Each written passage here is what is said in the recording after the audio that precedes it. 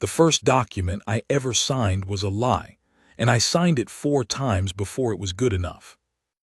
I was 11 years old.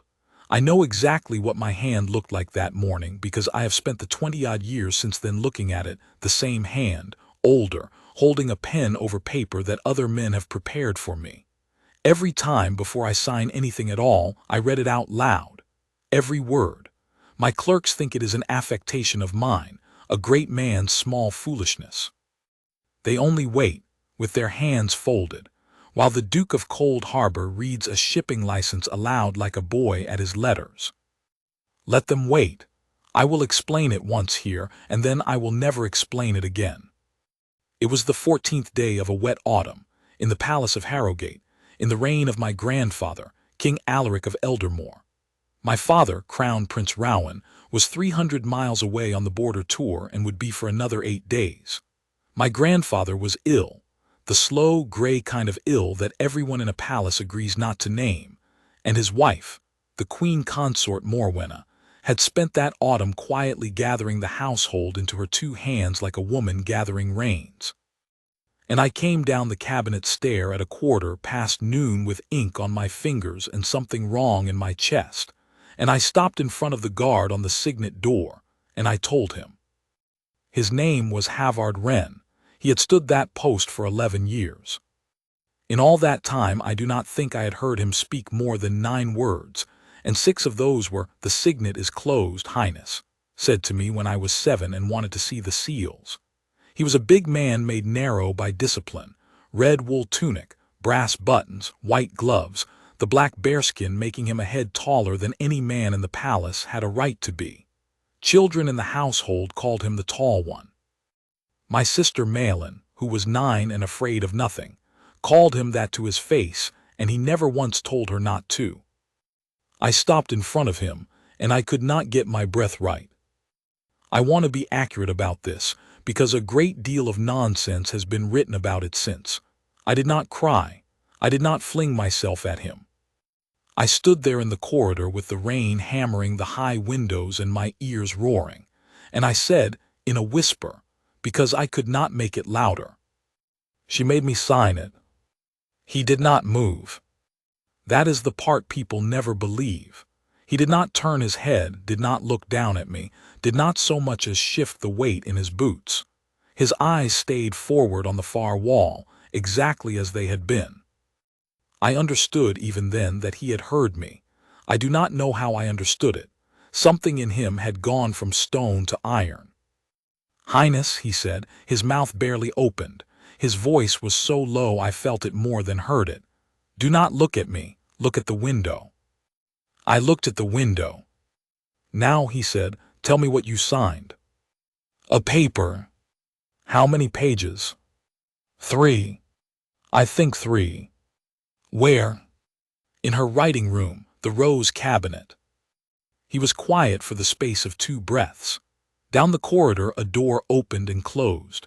Footmen went by with a covered tray, and Halvard Renn was a statue again, and I was a boy at a window, and the world went past us without seeing anything at all.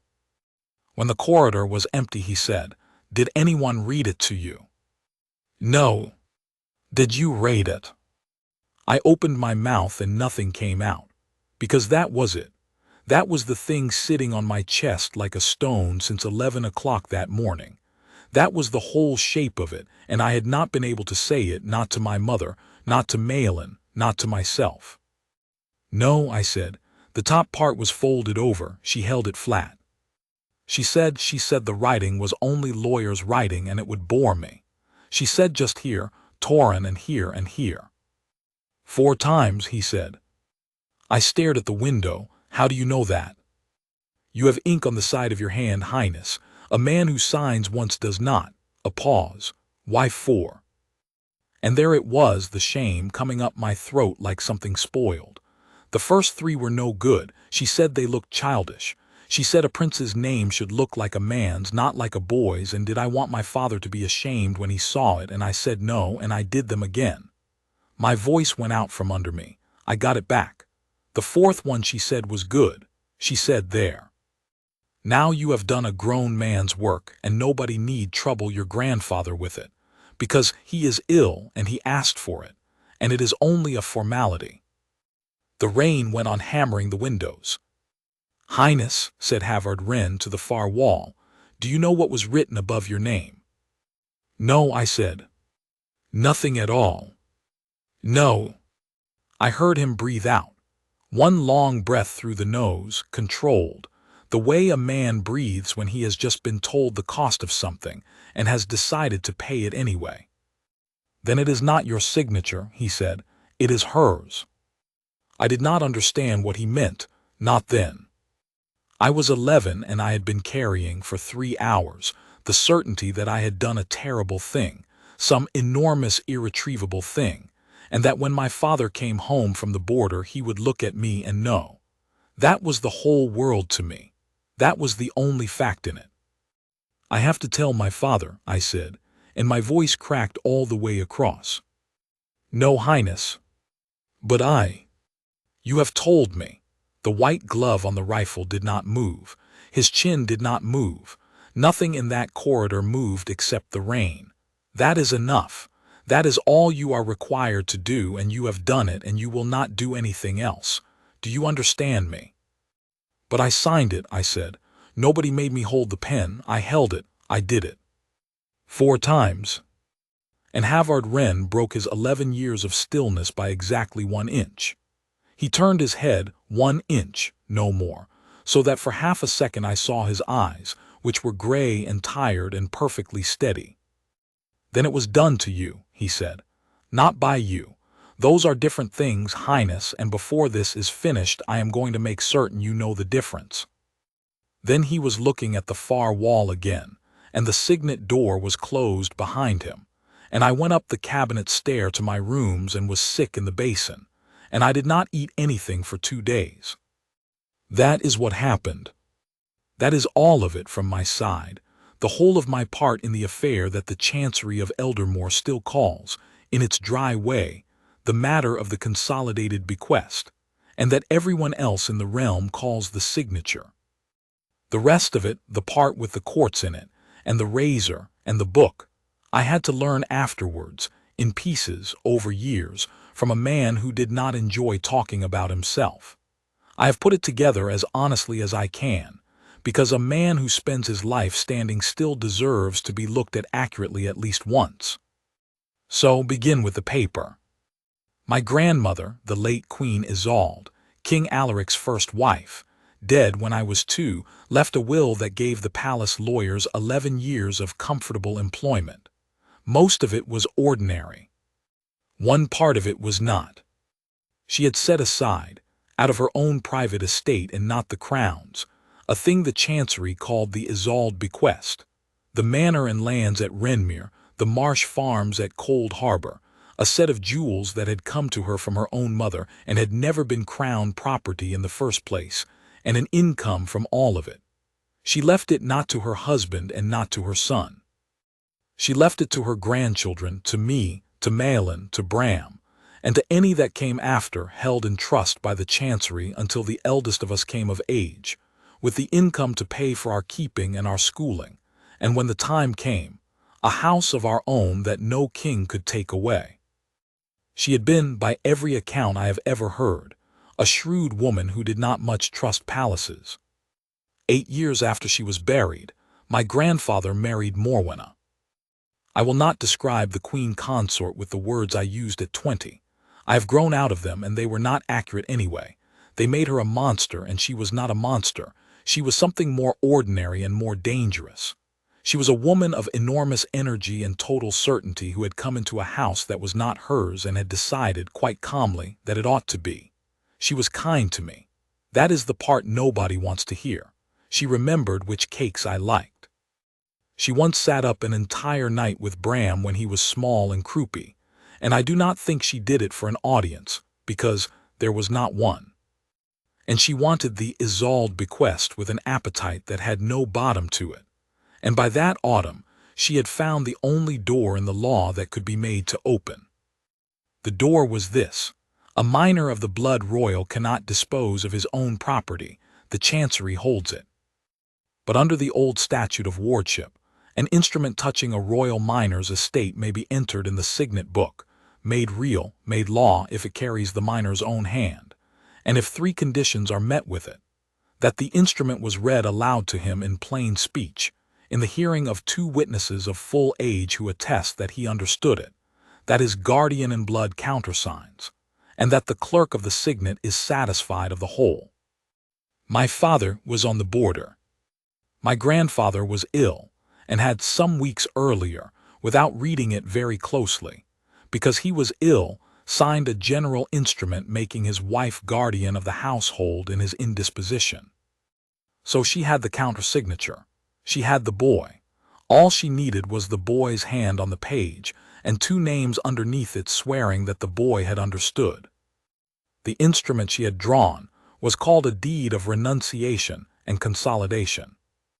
11 pages had gone into the chancery for the fair copy, and 3 pages had come back out, and on the 3rd page there was a line, and above the line there was a great deal of lawyers' writing, and the lawyers' writing said that Torin of Harrowgate, being of his own free will and full understanding, renounced for himself and for his brother and sister every claim upon the Isolde bequest, and assented to its consolidation into the consort's household fund, there to be administered at the consort's sole discretion. Wrenmere, Cold Harbour, the jewels, Maelin's house and Bram's house and mine, all of it in the 2 inches of white paper she had left visible under her hand while she said, just here, Torin, and here and here. She had it timed to be entered in the signet book at the chancery sitting on the 17th, 3 days.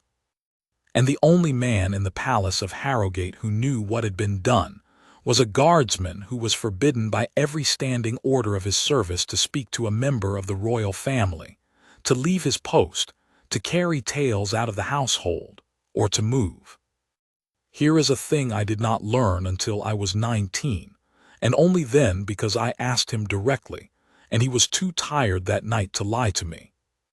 When Halvard Renn was 14 years old, his father put a paper in front of him on a table in a cottage in the fen country and told him to make his mark. Halvard could not read, almost nobody could where he came from. He made his mark. The paper was an indenture.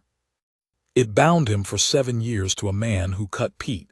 His father was paid 4 crowns for it, and by the time Halvard understood what had happened to him, he had been at the peat for a year and a half. He served the 7 years. He did not run.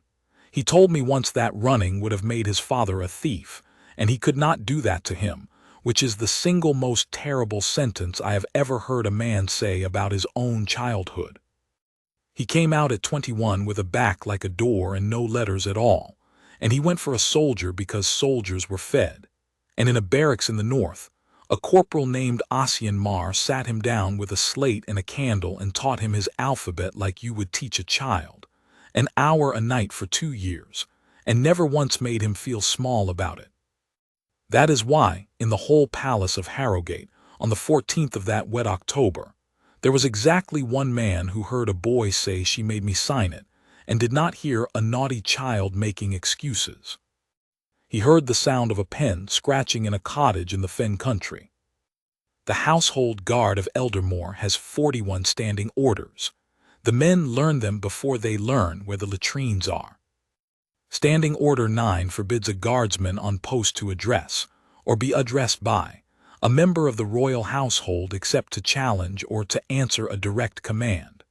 Standing Order 14 forbids him to quit his post before he is relieved, for any cause short of fire, blood, or the king's own voice. Standing Order 22 forbids him to carry out of the palace, in speech or writing, anything he has seen or heard while standing in it. Standing Order 1 says, the guard is the king's witness. He sees for the king, he remembers for the king.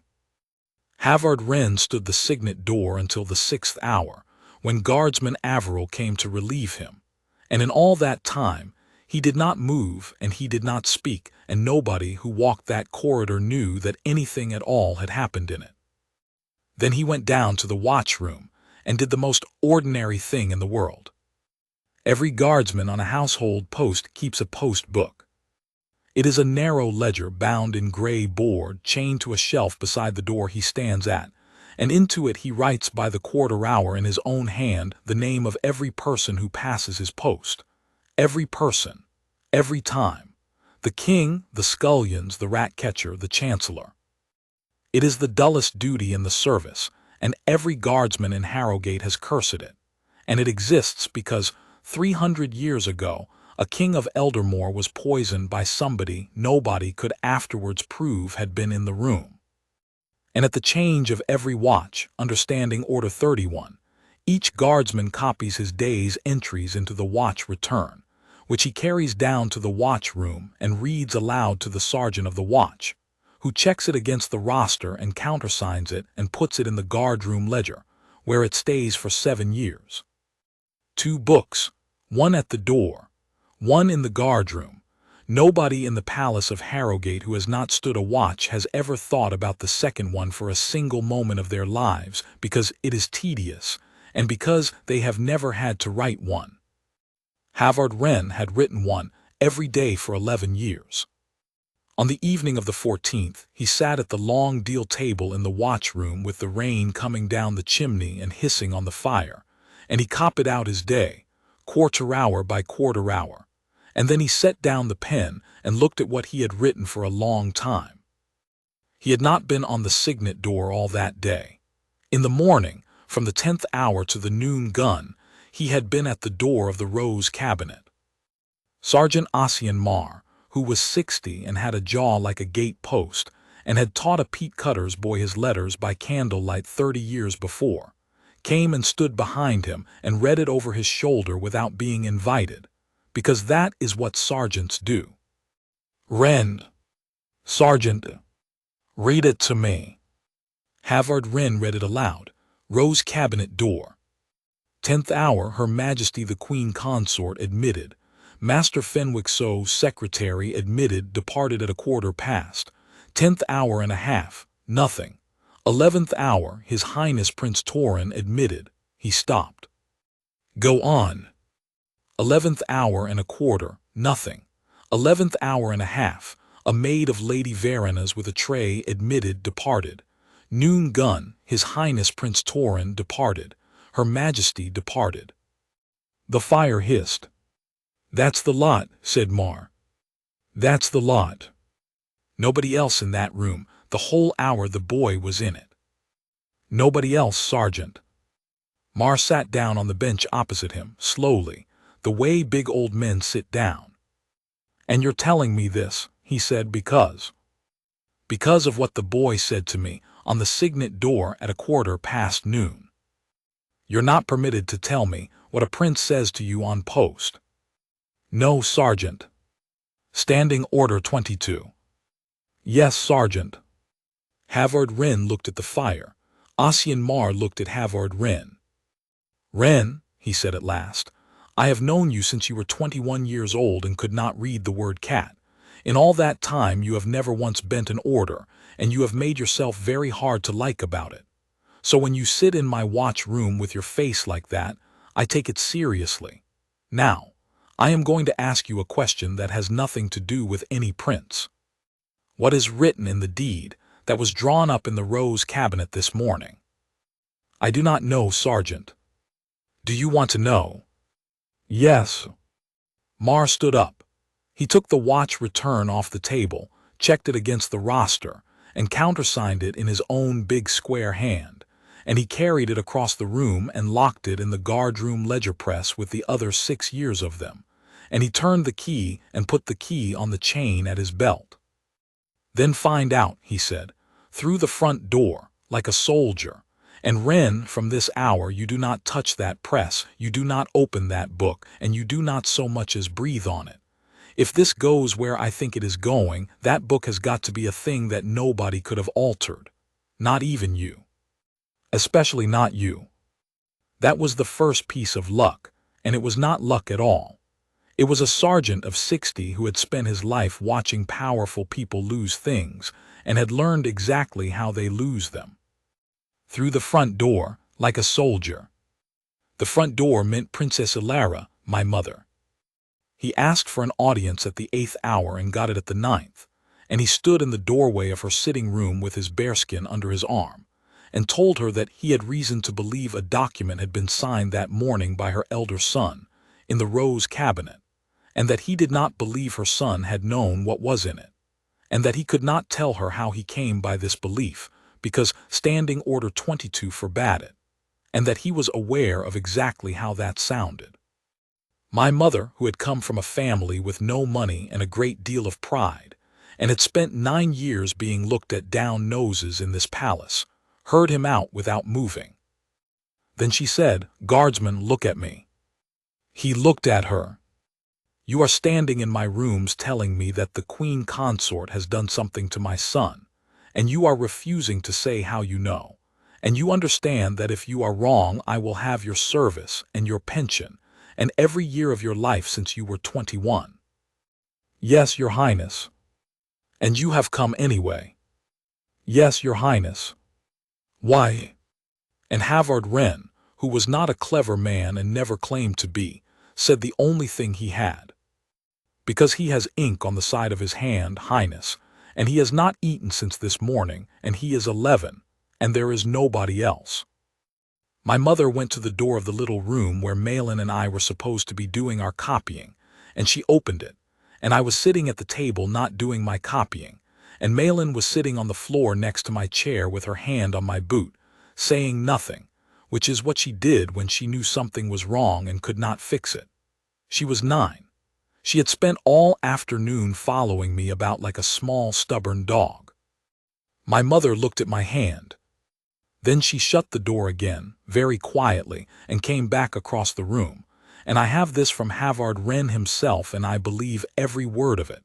She stood in front of a guardsman 2 heads taller than she was and said, "What do you need?" "The deed, Highness, the fair copy that went to the Chancery, and I need it before the 17th. And then I need a lawyer to look at the fold," he said. By the following noon, 3 things had happened, and only one of them was ours. The first was that my mother wrote to Princess Adela. My great-aunt Adela, King Alaric's sister, was the sort of woman who is described in official histories as formidable, and by everybody who ever met her as terrifying. She was 64. She sat on the bench of wardens, which meant that in law she was one of 3 persons who could speak for a royal minor when his guardian in blood was absent from the realm. She had disliked Morwenna for 8 years with an even, courteous, unhurried dislike, and she had never once been able to prove a single thing. The letter reached her at Ashendale that night.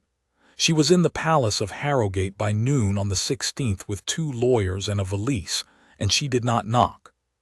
The second thing was that a copy of the Deed of Renunciation and Consolidation came out of the Chancery, because Princess Adela had a right to see any instrument touching the estate of a ward, and clerk of the Signet Door, a dry, exact old man who had served 4 kings, and had never in his life been anything but correct, gave it to her within the hour, and made a note in his daybook that he had done so, because he made a note of everything.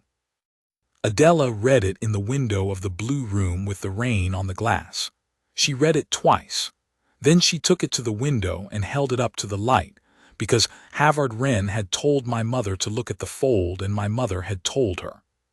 The paper was creased. 1 clean horizontal crease, running the whole width of the 3rd page, about 1.5 inches above the line where an 11-year-old boy had written his name for the 4th time. Above the crease, 11 inches of close lawyer's script. Below it, the line, the name, and 2 witnesses. Witnessed, the deed said, this 14th day of October, the within instrument having been read aloud in plain speech to the said Torin of Harrowgate in our presence and hearing, and he being of full understanding thereof and free will therein. Master Pelin Crow, Clerk of the Chancery. The Lady Verena of Harrowgate. Princess Adela put the paper down on the window seat and stood looking out at the rain for a while. "He's 11, she said. She folded it and told him to sign, and got 2 people to swear it was read to him. "It is a very serious thing," said one of her lawyers carefully, "to say that of the Queen Consort." "Yes," said Adela, "it is. Which of them is the weak one?" "The clerk," said the lawyer. "Then we begin with the clerk. Where were Crow and the Lady Verena at the 11th hour on the 14th? And that was the question that ended it, and it was a guardsman's question, and it had a guardsman's answer, and the Queen Consort, who was not a fool, who was in fact the least foolish person in that palace, worked out that somebody was going to ask it about 4 hours before we were ready for her. Which brings me to the third thing. The third thing was that Lady Verena had seen me. She had come out onto the Cabinet Stair at 1:15 on the 14th, and she had seen the second in line to the throne of Eldermore standing at a window with his ears red, 3 feet from the guardsman on the Signet Door, and she had thought nothing of it whatsoever for about a day and a half. Then Princess Adela arrived from Ashendale without knocking, and asked for the deed, and Verena remembered. I do not hate Verena, either. She was 23 and had been raised by her mother to believe that the world was a thing you took, and she was not brave, and when it all came apart she came apart with it. But on the evening of the 16th she went to her mother in the Rose Cabinet and said, the boy was talking to the guard on the Signet Door. At the 11th hour of that night, Lord Cassius, Morwenna's son, controller of the household, 30 years old, appointed to the office 18 months before by a king who was too ill to argue about it, signed 3 orders. The first transferred Guardsman Halvard Renn, with immediate effect, from the Signet Door to the Cold Gate, which is the outermost gate of the Harrowgate stable yard, a mile from anything, where the guard sees nobody all day but the dung carts. The second impounded, for audit, the post books of the Signet Door and the Rose Cabinet, over the seal of the controller of the household. The third laid a charge against Guardsman Halvard Renn under Standing Orders 9 and 22, that he had addressed a member of the royal family upon post, and had carried out of the household a matter touching the royal family, to wit, to Her Highness the Princess Ilara, on the night of the 14th. A board of discipline was ordered to sit on the 18th. The charge was true. Every word of it was true. That is the thing I want to be very clear about, because for years afterwards people told the story as though Cassius had invented something, and he had not. Halvard Renn had broken Standing Order 9 and Standing Order 22 knowingly, in cold blood, with his eyes open, and he never once denied it, not to the board and not to me and not to anybody. He had also by then worked out what it was going to cost him.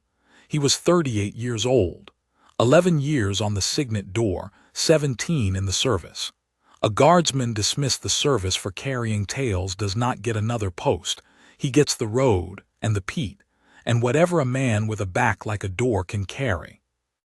At 4 in the morning of the 17th, standing his first watch at the Cold Gate in the rain, with the dung carts coming in and nobody to see him do it, he took off his glove and put his bare hand flat on the wet iron of the gate for a minute, the way a man does when he wants to be sure he is awake.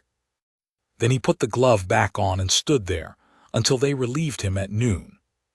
Princess Adela went to the Rose Cabinet on the evening of the 16th, and it is one of the great regrets of my life that I was not permitted to be in the room.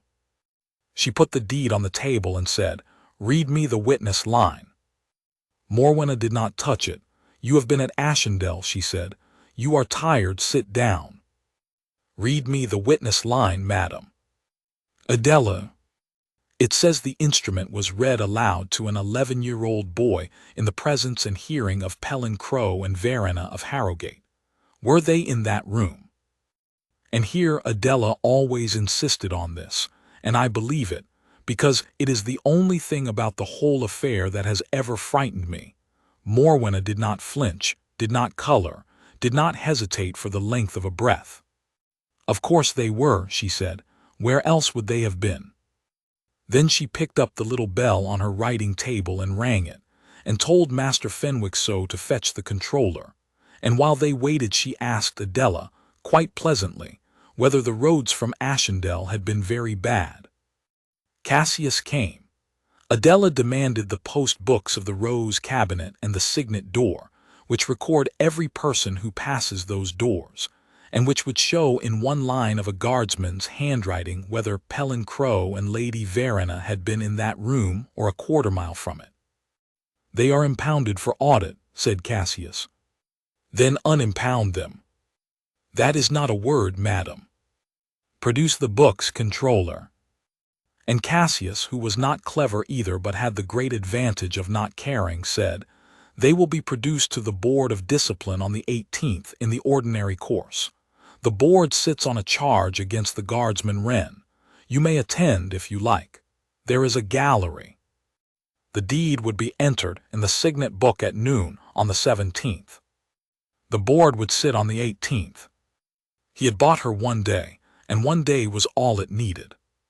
The post books came out of the controller's audit at 8 o'clock on the morning of the 17th, 4 hours before the sitting, because Princess Adela stood in the doorway of Cassius's own office at 7, and would not sit down and would not leave and would not stop talking in a level, courteous, unhurried voice about the statute of wardship until he gave in.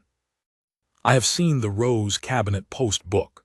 It is in the Chancery Archive now in a case, and they let me look at it once a year if I ask. It is a narrow gray ledger. Turn to the 14th of October and you will find the 13th of October on the left-hand page, in Halvard Renn's careful, laborious, late-learned hand, every quarter hour, every name, the whole dull tide of a palace day. And then between the 13th and the 15th, there is a stub. Somebody had cut the page out with a razor, not torn it, cut it, close to the binding, straight and clean, the way you would trim a nail, and the 2 sewing threads that had held it were cut through and left hanging. Princess Adela looked at that stub for a long moment in the gray light of Cassius's office. Then she said, "Well." "Damp," said Lord Cassius. "The audit cellar is very damp." "Damp with a razor in it," said Adela. "I would be careful, madam, what you say to an officer of the household." "Yes," she said, "I should be, shouldn't I?" And she went to find the king. My grandfather was propped up in the long chamber with a fire too big for the room and a rug across his knees, and he was 69 years old and looked 80, and he had that terrible, patient brightness that ill men get when they have decided not to make anyone else's day harder. Morwenna was sitting beside him. She had been reading to him. She did not get up. Adela laid it out. She was, by every account, entirely fair. She said what she could prove and did not say what she could not. She said, "The deed exists. It renounces the Isolde bequest, the children's whole inheritance, into the consort's household fund. It carries Torin's signature 4 times over, and the boy says the page was folded.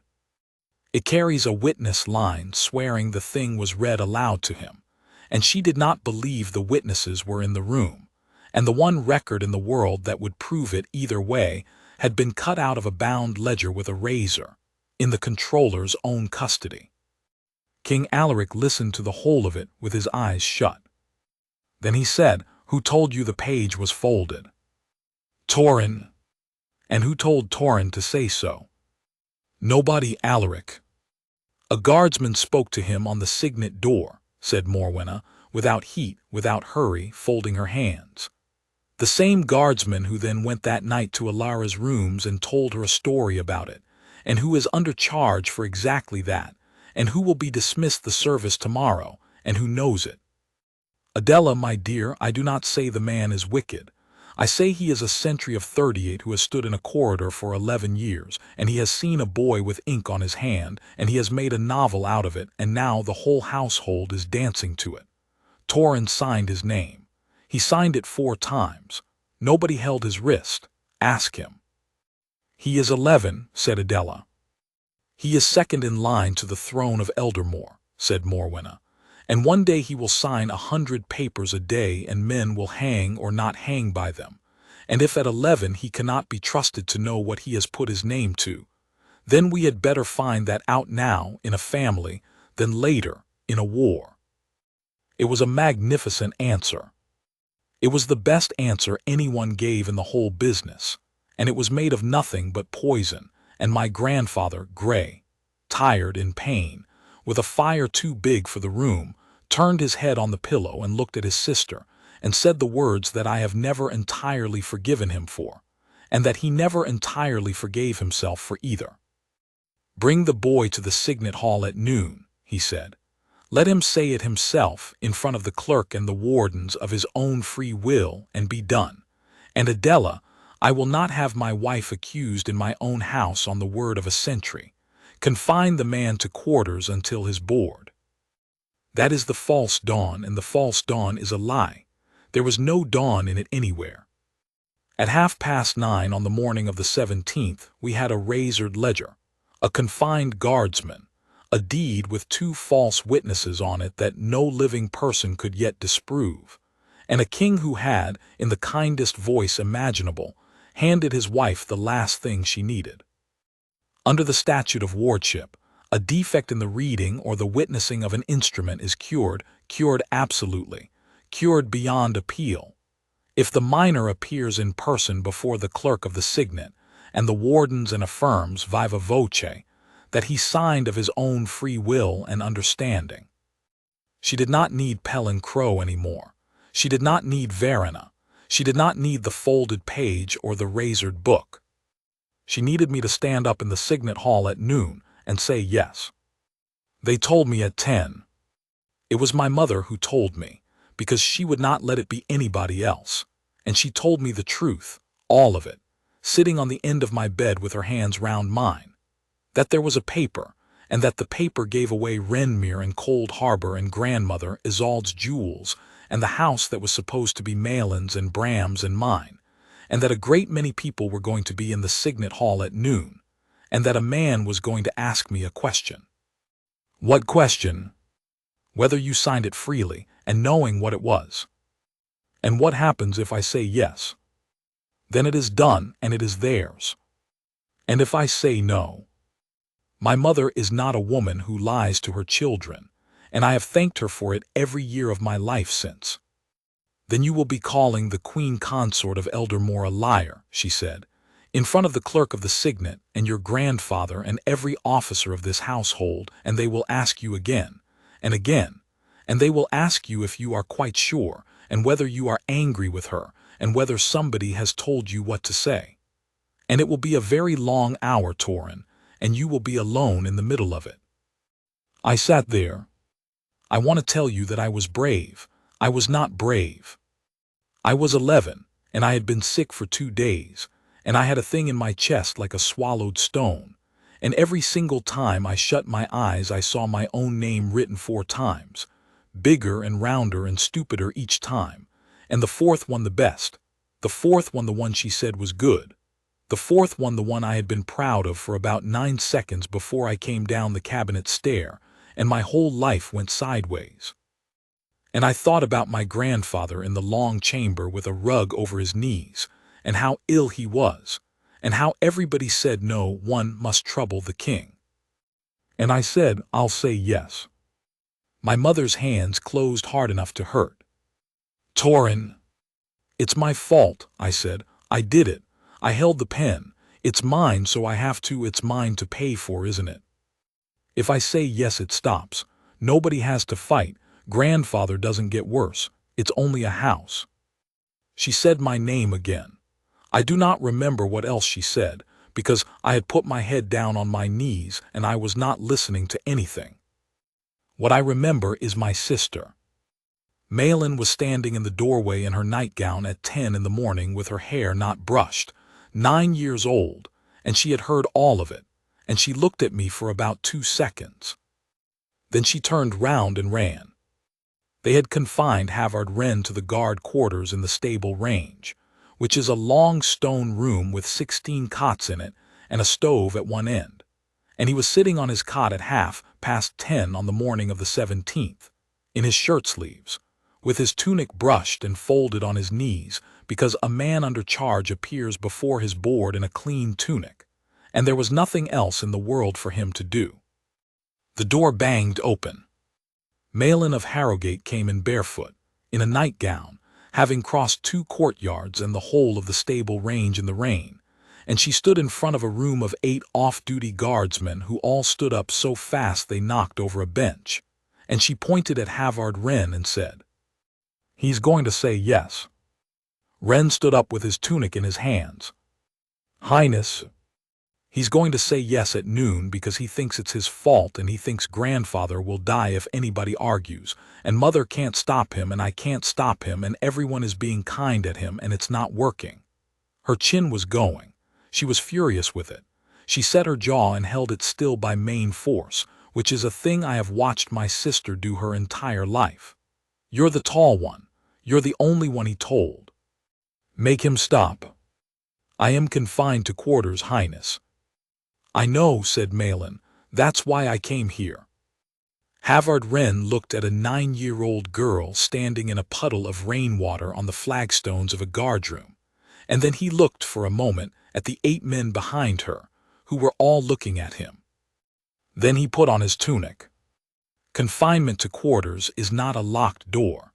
It is an order, and an order to a guardsman of Eldermore is supposed to be stronger than a locked door, which is exactly why they did not think they needed one. He crossed the stable yard in the rain with the little princess trotting to keep up, and at the arch of the inner court there were 2 men of his own company on the gate, and they saw him coming, a guardsman under charge, out of quarters, in full dress, 40 minutes before the signet sitting. Guardsman Averil, who had relieved him on the Signet Door 100 times, who was 24 and frightened of everything, and had never bent an order in his life either, looked at Halvard Renn. Then he looked at a barefoot 9-year-old in a nightgown. Then he faced front and stared at the far wall of the courtyard like a man watching a battle in the distance, and so did the man beside him, and neither of them saw anything at all, and both of them said so afterwards at the board, under oath, without blinking. Ossian Mar was waiting under the arch on the other side, with his arms folded. "Renn," he said, "you are confined to quarters." "Yes, Sergeant." "You are aware that walking out of confinement in dress, on the morning of your board, is the one thing that turns a reprimand into a dismissal." "Yes, Sergeant." "You've thought about it." "I've thought about nothing else since 4 this morning." "Right," said Mar. He unfolded his arms. "Then think about this while you walk. I have been in the guardroom since 6 with the Princess Adela, who is the most disagreeable woman I have ever been glad to see in my life, and I have opened the ledger press for her, and she has read your watch return for the 14th of October in front of 2 lawyers and Clerk Quillen, and Quillen has gone back to the Chancery to fetch his daybook." Halvard Renn stopped walking. "They took the post book," said Mar. "They razored the page, very neat, very quiet, and not one of those clever people has ever stood a watch in their lives." He showed his teeth. It was not a smile. "They cut a page out of a book. They forgot the man who wrote it does it twice. Now go and do whatever it is you're going to do that's going to cost you your career, and be at the Signet Hall at noon, because Adela wants you where she can see you." I was still sitting on my bed, with my head on my knees when he came in. I did not hear him. My mother must have let him in and gone out. There was a great deal my mother did that day that nobody ever put in a record anywhere. When I lifted my head, there was a guardsman of the household standing in the middle of my room with his bearskin under his arm, and rein still on his shoulders, and he looked enormous in there, absurd, like a horse in a drawing room. He did not kneel down to me. He never did that, not once in his life, and I have thought a great deal about why. I think it was because kneeling would have been a kindness, and he had not come to be kind. He had come to be exact. "Highness," he said, "stand up, please." I stood up. "They are going to ask you a question at noon." "I know. Your sister tells me you mean to answer yes." I looked at the floor. "Look at me, Highness." I looked at him. It was the second time in my life I had seen his eyes. "Why?" "Because I did it," I said, and my voice went to pieces in the middle of it, and I let it because there was nothing left to hold it together with. I signed it. Nobody held my hand. I could have said no. I could have said, "What is it?" I could have said, read it to me. And I didn't, she said it was a formality, and she said father would be ashamed if my name looked childish, and I did it again and again, and I wanted her to say it was good, and she did. And now it's Maelin's house and Bram's house, and I gave it away. And if I say no, then everyone will fight, and grandfather is ill, and it will kill him, and it will all be because of me. So I'll say yes. It's easier. It's only a house. And then I said the thing that he told me years later he had known was coming from the moment I opened my mouth, and had dreaded, because he had said it himself once, at 14, to a corporal in a barracks in the north. I'm stupid, I said, that's all it is. I'm just stupid. Halvard Renn put his bearskin down on my writing table. Then he reached into the breast of his tunic and took out a pen, and held it out to me on the flat of his white glove. It was mine. A cheap thing, black wood, a chip out of the barrel, the pen I did my copying with. I had dropped it on the Cabinet Stair on the 14th of October and never gone back for it, because I could not make myself go back up that stair. You dropped this, he said. I have carried it for 3 days, take it. I took it. Now listen to me, Highness, because I am going to say this once, and then I am going to make you say it back to me, and then we are going to go downstairs. A signature is a promise, that is all it is. It is a man saying, I know what is written here and I say yes to it, and you may hold me to it for the rest of my life. That is why it is a serious thing. That is why grown men are afraid of it and should be. You did not make a promise. You did not know what was written. Nobody read it to you, nobody let you read it, and the page was folded so that you could not have read it if you had tried. What happened in that room was not you giving away your sister's house. It was a woman taking your hand and drawing a shape with it. But I held the pen. So did I, he said. I stopped. I was 14, said Halvard Renn. I could not read. My father put a paper on the table and gave me a pen and told me to make my mark, and I made it, because he was my father and he said it was a small thing, and I wanted him to be pleased with me. It was an indenture. It bound me for 7 years to a man who cut peat, and my father was paid 4 crowns for it, and I did not find out what I had signed until I had been in the fen for 18 months. He said all of it in the same level voice he used for the signet is closed, Highness. I held the pen, too. I have thought about it every day for 24 years. And I am going to tell you what nobody told me, and you are going to believe it because I am the only man in this palace who has any right at all to say it to you. You did not do a wrong thing. A wrong thing was done to you. Those are different, Highness. They will be different when you are 20, and when you are 50, and when you are dead. And the day you decide that they are the same thing, that day you become useful to people like her for the rest of your life. The rain came down the window. Somewhere below us a door shut. Say it, he said. Say what? That a wrong thing was done to you. I could not do it. I opened my mouth and I could not get it out, and I stood there in front of him shaking with the shame of it, the enormous, hot, boyish, unbearable shame of having been made a fool of, which is a thing that grown men will do almost anything to avoid saying out loud, and which I have since watched destroy better people than me. He waited. He had 11 years of practice at waiting. A wrong thing, I said, was done to me. Again. A wrong thing was done to me. Good, said Halvard Renn. Now, at noon a man will ask you whether you signed of your own free will and full understanding. You will not accuse anybody. You will not shout. You will not cry, and if you do cry it will not matter in the smallest degree, and you will keep going. You will say the truest sentence there is, and it happens to be 6 words long, and it is this: I do not know what I signed. That's all. That's all. It is the truth. It is the whole truth, and it is enough to bring the roof in. Everything after that is for the grown men, and there will be grown men there. That is what we are for. He picked up his bearskin. And Highness, you will not be alone. I will be standing at the door. They'll dismiss you, I said. Verena told Mother they'll take your service. Very likely, he said. Then don't come. Halvard Renn stopped in the doorway of my room and looked back at me, and for the only time in the 20 years I knew him, he smiled, a small, crooked, unpracticed thing, gone almost before it arrived. "Highness," he said, "I have stood at a door for 11 years, and in all that time not one thing came through it that mattered. I am not going to miss the one that does." Clerk of the Signet Door had served 4 kings, and had never once in 51 years been late for a sitting, and he was late for this one. He came into the Signet Hall at 7 minutes past noon with his day-book under his arm and rainwater on his shoes, and he did not apologize, and everybody who knew him understood that something in the world had gone badly wrong.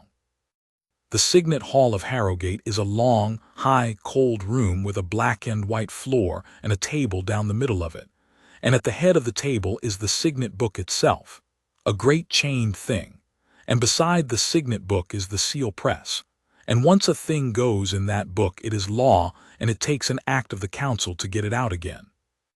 They were all there. At the head, in a chair they had carried down from the long chamber because he had insisted on coming, my grandfather King Alaric, gray as ash, with a stick across his knees. At his right hand, the Queen Consort Morwenna, in dove gray, perfectly calm, with the fair copy of the Deed of Renunciation and Consolidation squared on the table in front of her. Lord Cassius, controller of the household, Lady Verena, who had been crying and had put powder over it, Master Fenwick So with his papers, Master Pelin Crow, clerk of the Chancery, a small damp man of about 40 who had not stopped moving his fingers since he sat down. On the left, Princess Adela, warden of the blood with 2 lawyers. My mother standing, because she would not sit. And me in a coat that was too tight at the collar, with a cheap black pen in my fist, in a chair with my feet not quite reaching the floor. At the door of the Signet Hall, at attention, in the full dress of the household guard of Eldermore, a guardsman under charge and confined to quarters, whom every man in that room could see, and not one of them was willing to be the first to mention. The bell over the chancery finished striking. "We are convened," said Clerk Quillen, "upon an instrument touching the estate of a ward of the crown. Let it be read." And Master Fenwick So stood up and read out, in a flat civil service drone, in that cold high room, the 11 inches of lawyer's writing that lived above the crease. That was the first time I ever heard it. I want you to understand what that was like, because it is the part I still dream about, and I am 41. I sat in a chair with my feet not reaching the floor, and I listened to a man in a black coat read out, in a bored voice, the words that were sitting on top of my own name. Wrenmere. The Marsh Farms at Cold Harbour. The jewels of the late Queen Isolde. Renounced, for himself and for his brother and sister, absolutely and forever, and consolidated into the consort's household fund, to be administered at her sole discretion. Being of his own free will, and full understanding. I looked at my hands. My hands were the same hands. That was the strangest thing. That was the thing I could not get over. They looked exactly the same as they had looked on the 13th of October. So sat down. "The instrument is regular on its face," said Clerk Quillen in a voice like a closing drawer, "save that it touches the estate of a minor of the blood, and is therefore of no effect until entered. Madam, you move for entry." "I do," said Morwenna. "Warden, you oppose." "I do," said Adela. "On what ground?" "On the ground that it is a forgery in everything but the ink," said Adela, "and that the 4 names at the bottom of it are the only true words on the page." Nobody in the hall moved. "Then," said Quillen, "as the statute directs, we begin with the ward, Highness." I stood up. My chair went back with a noise like a shot in that room. "Prince Torin of Harrowgate," said Clerk Quillen, and to his eternal credit he said it exactly as he would have said it to a man of 50, without one drop of sugar in it. "Did you sign this instrument of your own free will, and in full understanding of what was written in it?" The Signet Hall of Harrowgate is 90 feet long. I could feel every foot of it. I looked down the whole length of that table, my grandfather gray in his chair, my mother standing with her fingers white on the back of a seat, Morwenna, quite still, her hands folded, looking at me with an expression of the purest, gentlest patience, the way you look at a child you are certain of. And at the door, 90 feet away at attention, a guardsman in a red tunic, eyes forward, who did not look at me at all. "I do not know what I signed," I said.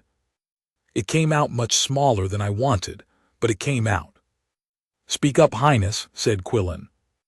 "I do not know what I signed," I said, and this time my voice came out too loud and cracked in the middle, and I did not care. Nobody read it to me. I couldn't see it. The top of it was folded over and she held it flat with her hand, and I signed where she pointed, and I did it 4 times because she said the first ones looked childish. I never saw one word of it until just now. I don't know what I signed. I sat down. My legs did it without asking me. There was a silence of about 3 seconds, and then Morwenna said, in a voice full of nothing but sorrow, "Oh, my dear." She turned to the king. "He is 11, and he has been sick for 2 days, and he has had a guardsman in his ear since Tuesday telling him he has ruined his family." She did not raise her voice at all. That was the horror of it. "Alaric, I do not blame the boy for one word of this. I blame the people who have spent 3 days frightening him. He signed. He knows he signed. And now a frightened child says what frightened children say, which is that it wasn't his fault, and every one of you would like to believe him, and so would I." Cassius stood up. "There is a guardsman standing at that door," he said, "who is under charge before a board of discipline that sits tomorrow, for speaking to that boy on post and carrying tales out of this household, and who is at this moment in breach of an order of confinement. I ask that he be removed from the hall and put in arrest." Nobody moved to remove him. "Controller," said Clerk Quillen without looking up from his daybook, "I have not asked for him and I have not dismissed him. He is standing at a door. It is what he is for." And my grandfather, who had not spoken since we came into the room, said, "Let him stand." 2 syllables, the first crack in the ice, and every person in that hall heard it go. "Then let us take the witnesses," said Princess Adela, "since the instrument is built on them." She rose, and she took the deed off the table, and she carried it to the tall window at the east end of the Signet Hall, and she held it up against the gray October light. "Come here, clerk." Quillen came. So after a moment did Cassius, who could not help himself. "There is a crease," said Adela, "running the whole width of the 3rd page, an inch and a half above the signature line. It is a single fold, and it is a hard one. The fiber is broken along it. You can see the light come through, which means the page was not folded once and smoothed. It was folded and held flat by a hand for some little time. And when a page is folded there, clerk, and held so, a man standing over it sees nothing whatever except a blank 2 inches of paper and a line to write his name on." She brought it back and laid it on the table in front of King Alaric. "Look at it, Alaric." He looked at it for a long time. "And now the witness line," said Adela. "Master Pelin Crow." The small damp man came up out of his chair like a hare out of grass. "Master Crow, you have sworn on this instrument that it was read aloud in plain speech to Prince Torin, in your presence and hearing, in the Rose Cabinet, at the 11th hour on the 14th of October. Do you affirm that?" Yes, madam, yes." "You were in the Rose Cabinet?" "I was." "Clerk Quillen," said Adela, "be so good as to open your day-book at the 14th. Albrecht Quillen had been clerk of the Signet for 51 years, and the Chancery of Eldermore runs on paper, and the paper must be signed out. "On the 14th of October," he read, "at the 11th hour and a quarter, Master Pelin Crow, clerk of the Chancery, attended in the fair copy room, took receipt of 1 instrument in 3 pages, and signed for it in my presence. He turned the book round and set it down on the table with 1 long dry finger on the line. That is my hand. That is his signature. The Chancery Fair Copy Room is 400 yards and 2 courtyards from the Rose Cabinet, Master Crow. Were you in both? Pelin Crow made a small noise. Sit down, Master Crow, said Adela, before you fall down. He did not sit down. He stood in the middle of the Signet Hall with his fingers going and his face the color of the paper. And he said, to nobody, in the voice of a man watching the last 20 years of his life go over a cliff. I never saw the boy at all. I signed it in the anteroom. It was already written. She said it was only a formality. Only a formality. I heard those words go across that hall and I felt the top of my head lift off because they were the same words. They were the exact same words she had used on me, in the same voice, out of the same mouth, 4 days before, and I had been 11 years old and I had believed them. And here was a grown man of 40, a clerk of the Chancery, who had believed them too. That was the moment I stopped being ashamed. I have never gone back to it since. Lady Verena stood up. Verena, said her mother. I wasn't in the room either, said Verena. She was not crying now. She looked about 100 years old. I signed it in the anteroom with him. She had the pen ready. She said, and her voice went and she got it back and she said it was only a formality. Sit down, Verena, said Morwenna. No, said Verena and sat down. The post book, said Cassius loudly, because he had 1 card left and he did not know it was on fire. The post book of the Rose Cabinet will settle it. It records everyone who passed that door. Produce the post book. By all means, said Princess Adela. Produce it, Controller. It is in your custody. There was a pause of the kind that lasts about 9 years. They brought it in. Cassius did not touch it. Adela opened it on the table in front of the king and turned it round, and every man at that table leaned in and looked at the 13th of October, and then at the stub, and then at the 15th. Straight, clean, close to the binding, 2 cut threads hanging. Damp, said Cassius. Nobody answered him. It is the only time in my life I have watched a man be destroyed by silence. Clerk Quillen, said Adela, may a sergeant of the household guard address this table? On a matter of a guardsman's return, said Quillen, he may. He must. And Sergeant Ossian Marr came into the Signet Hall of Harrowgate with a grey ledger under his arm and 60 years of weather in his face, and he laid the ledger on the table, and he said, Understanding Order 31, at the change of every watch, every guardsman on a household post copies out his post book into a watch return, and reads it aloud to the sergeant of the watch, who checks it against the roster and countersigns it, and it goes into the guardroom ledger press and stays there 7 years. This is the watch return book for October. It has not been out of the press since the 14th except in the presence of Her Highness the Princess Adela, 2 lawyers and the clerk of the Signet, at 6 o'clock this morning. Here is the key. I have carried it since the 14th. Nobody else has had it. And the entry for the 14th, said Quillen, is in whose hand? In the hand of the guardsman who stood the Rose Cabinet door that morning, said Marr. He is standing at the end of this hall. I would ask that he read his own return, sir, because it is his, and because he wrote it 11 hours before any of us knew there was a quarrel in this house, and I want every person here to remember that. Clerk Albrecht Quillen lifted his head and looked 90 feet down the Signet Hall. Guardsman, he said, make your return. And Halvard Renn walked the length of that room. I have been in that hall perhaps 200 times since. I have signed treaties on that table. And I have never once come into it without seeing a big man in a red tunic coming up the black and white floor with his bearskin under his arm, past the controller, past the Queen Consort, to stand at the foot of the table with a grey ledger open in his white gloves. He read it out. He read it the way he had read it to Marr in the watch room on the night of the 14th, slowly, laboriously, the voice of a man who learned his letters late and has never once been careless with them since. Rose Cabinet Door, 14th of October, 10th hour, Her Majesty the Queen Consort admitted.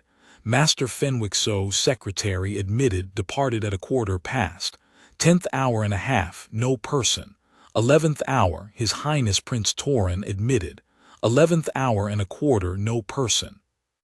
11th hour and a half, a maid of Lady Verrena's with a tray, admitted, departed. Noon gun, His Highness Prince Torin departed. Her Majesty departed. He closed the book. Master Pelin Crow did not pass my post, he said. The Lady Verena did not pass my post. No person entered that room while His Highness was in it, and the door stood ajar the whole of the hour, sir, because Her Majesty had the fire made up and the room was hot, and in the whole of that hour I heard no man's voice reading anything aloud. I heard Her Majesty say twice, just here and here. That is all I heard, and I have written it down, and I will swear to it, and I will swear to it tomorrow in front of the board that dismisses me. Silence in the Signet Hall. And Morwenna, Queen Consort of Eldermore, who had held her nerve for 4 days against a warden of the blood, a clerk of 51 years standing, 2 lawyers, her own daughter and her own clerk, who had, right up until that second, still had a road out, because a razored page and a boy's word and a sentry's ledger are not the same as a confession, turned in her chair and looked at me. "Torin," she said, "look at me, my dear. You are frightening yourself over nothing. You are 11 years old. Nobody expects an 11-year-old to understand a chancery instrument. Nobody in this room would dream of holding a child to what he signs." And Princess Adela said, very quietly, "Write that down, clerk." The pen scratched. "It is on the record. It is in the Chancery, on the 17th of October, in Albrecht Quillen's hand, and any citizen of Eldermore may go and read it, spoken by the Queen Consort, in support of a deed which swore, over 4 signatures, that the boy had signed it of his own free will and full understanding." She heard it as it left her. I watched her hear it. I have never seen anything like it on a human face before or since. The tiny, precise, appalled stillness of a person who has just put their own hand through their own work. And my grandfather, King Alaric of Eldermore, 69 years old, gray as ash, with a rug over his knees and a stick across them, put both hands on the arms of his chair and stood up. It took him a long time. Nobody helped him. Nobody dared. "The signet," he said, "is not entered." He did it properly. That is the thing I try to remember about him, on the days when I remember the rest. He did not shout. He did not have her dragged out. He was a king of Eldermore with 50 years of law behind him, and he used every inch of it, standing up, holding the back of the chair, in a voice that had about 9 words left in it at a time. He struck the deed of renunciation and consolidation void from the beginning, ab initio asterisk, as though the ink had never dried, on 3 grounds, and Quillen wrote each one down, that it was not read to the ward, that the attestations of both witnesses were false, and that the ward did not understand it, as the Queen Consort had herself, in open sitting, affirmed. He sealed the Isolde bequest under the bench of wardens, out of the household's hands altogether, until my father came home, and for 10 years after. He revoked the general instrument that had made his wife guardian of the household in his indisposition, and he did it in the driest sentence in the whole record, and I have always thought it was the sentence that cost him the most. We were ill, and we did not read it. He removed the Queen Consort from the household of his grandchildren, from that hour, entirely and forever. He dismissed Lord Cassius from the office of Controller, and referred the matter of the razored ledger to the courts. And he referred the witness line, Pelin Crow, Verena of Harrowgate, and the hand that had drawn the deed and folded the page, to the King's Bench, to be tried at law like anybody else, in public, with counsel and a jury and the whole slow machinery of a realm that does not care who your husband is. That is what happened to Morwenna. She was not struck by lightning. She was not dragged screaming from the hall. She was tried, 11 months later in a public court, on a charge of procuring a false attestation, and she was convicted, and she lost her place and her income and her name, and she lived out a long, quiet life at a house in the north with a companion and a garden, and she never once in all the years said that she was sorry, and I never once in all the years went to see her. Crow went to prison for 2 years. Verena, who had come forward in the hall, was fined and disgraced, and afterwards, when she was about 30, married a schoolmaster in the West Country, and by all accounts was happy, and I am glad of it, and I mean that. Cassius went abroad. But that was all later, and I was 11, and I did not care about any of it, and none of it is why I am writing this. When it was over, and the hall was emptying, and the lawyers were doing what lawyers do, my grandfather came down the length of the Signet Hall to me, one hand on the table the whole way. He got down in front of my chair. He should not have. He was ill, and it took 2 men to get him up again afterwards. But he did it so that his eyes were below mine, and he took hold of both my hands, and he turned them over and looked at them, and there was still, faintly, a smear of ink on the side of my right one, because I had scrubbed at it for 3 days and it would not entirely come off. "Torin," he said, "listen to me, this was not your fault."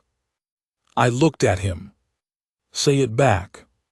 "It wasn't my fault," I said. "Nobody in this realm blames you, not one soul, not your father when he hears it, and he will hear it from me and not from anybody else, not your mother, not me. You did nothing wrong. A wrong was done to you in my house under my roof while I lay upstairs, and let it happen because I was tired and it was easier not to read things." His hands were shaking. "That is my shame, boy, and it is not yours, and I am not going to let you carry 1 ounce of it for me. Do you understand?" "Yes, grandfather." "Say it once more." "A wrong thing was done to me," I said. "It wasn't my fault." And behind him, 90 feet away, at the door where he had gone back to stand because nobody had told him not to, a guardsman of the household guard of Eldermore stood at attention, eyes forward, and did not move at all. My father rode in from the border 4 days later, having ruined 2 horses, and the first thing he did was not go to the king, and it was not go to the chancery. He came up to the schoolroom, filthy, in his riding coat, and he picked me up off the floor like I was 6, and he held on for a very long time, and he said into my hair the same 4 words that everybody said to me that week, and that I needed to hear about 900 more times before they took. "It was not your fault." And then Crown Prince Rowan went down to the stable range, in his riding coat, with the mud still on him, and found a guardsman sitting on a cot cleaning his boots, and shook his hand. The Board of Discipline sat 2 days late, on the 20th. Halvard Renn was charged under Standing Order 9 that he had addressed a member of the royal family upon post. He pleaded guilty. He was charged under Standing Order 22 that he had carried out of the household a matter touching the royal family to Her Highness the Princess Ilara. He pleaded guilty. He was charged with breaking an order of confinement to quarters on the morning of the 17th. He pleaded guilty. He offered no defense, no excuse, and no plea in mitigation, and when Captain Aldous Vane, who by then knew perfectly well what he was going to do and was enjoying himself enormously, asked him whether he had anything to say, Halvard Renn said, "Only that I would do all 3 again tomorrow, sir, in the same order." The board found the charges proved, all 3. It could not do otherwise, they were true, and he had said so. And then it entered on his record, in the space marked *, finding *, the sentence that hangs in a frame in my study in Cold Harbour to this day, because when he died he left it to me. The charges are proved. The guardsman broke Standing Order 9 and Standing Order 22 and his confinement, and he kept Standing Order 1. The guard is the king's witness. He sees for the king. He remembers for the king. There will be no further guardsman in this service who wonders which of these orders is the greater, reprimanded and returned to duty. Reprimanded and returned to duty. 6 words, and the only reprimand in the history of the household guard of Eldermore that a man ever asked to keep a copy of. They gave him the Signet Door back. He would not take a captaincy. They offered it twice, because a captain walks about, and he said he had spent 17 years learning how to stand still, and it seemed a waste. In the end, the king invented a post for him, half out of gratitude and half out of temper at being refused, Warden of the Signet Door, which meant precisely what he had been doing already, with 4 crowns more a year and the right to be buried in the palace ground. He stood that door for another 19 years. And when I was 12, my father asked him to teach me, not soldiering, though there was some of that, to teach me the other thing. So twice a week, for 6 years, I sat in the watchroom at Harrowgate with a big slow man who had learned his letters by candlelight at 23, and we read documents, bills of lading, leases, indentures, warrants, the dullest paper in the realm, dug out of the chancery bins, and he made me read every word of every one of them out loud, and then he made me say what it meant in my own words, and if I could not, we went back to the top and began again. "Read it aloud," he would say, "every word, aloud so you hear it. A man will lie to your eye all day long, Highness. It is much harder for him to lie to your ear." Halvard Renn died 6 years ago, in the winter, at 59. In the palace ground he had the right to be buried in. I carried one corner of him. My sister Maelin, who is a duchess now and still afraid of nothing, carried the wreath and put it down herself, and told the master of ceremonies exactly what he could do with his running order. He never married. He had one sister in the Fen country, and he sent her money every quarter for 30 years, and she came to the funeral, and she was very small and very old, and she said to me, he wrote to me once that he'd got the reading, and after that he never stopped. They asked me to speak. I got about 4 sentences in and had to stop, which I am told is not the thing, and I found that I did not care in the slightest, because there were 200 guardsmen standing in the rain, and not one of them moved either.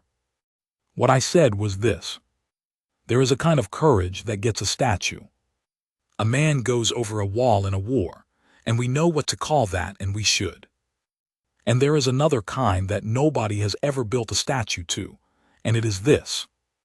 A man stands in a corridor for 11 years doing the dullest work in the realm, writing down in a gray book the names of the people who walk past him, and never once thinking it is beneath him.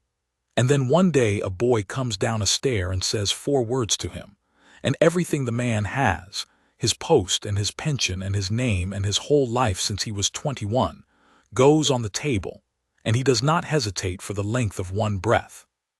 He did not save me from a knife. Nobody drew a knife. It was only a piece of paper and a folded page and a woman with a pen. And if he had done what 41 standing orders and every atom of his training told him to do, which was nothing, which was to stand still and look at the far wall and let it go past him like everything else went past him, then he would have kept his career. And I would have grown up believing that at 11 years old I gave away my sister's house, because I was stupid and vain, and wanted to be told my handwriting looked grown up. That is what he saved me from, not the loss of an estate. I would have got over an estate. He saved me from carrying a thing that was never mine to carry. I am 41 years old.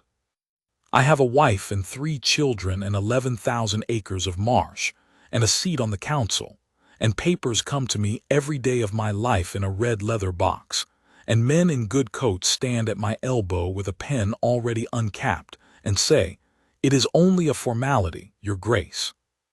And every time, every single time, and I do not care who is in the room, and I do not care how long it takes, and I have kept a chancellor of the realm waiting 40 minutes in his own hallway doing it.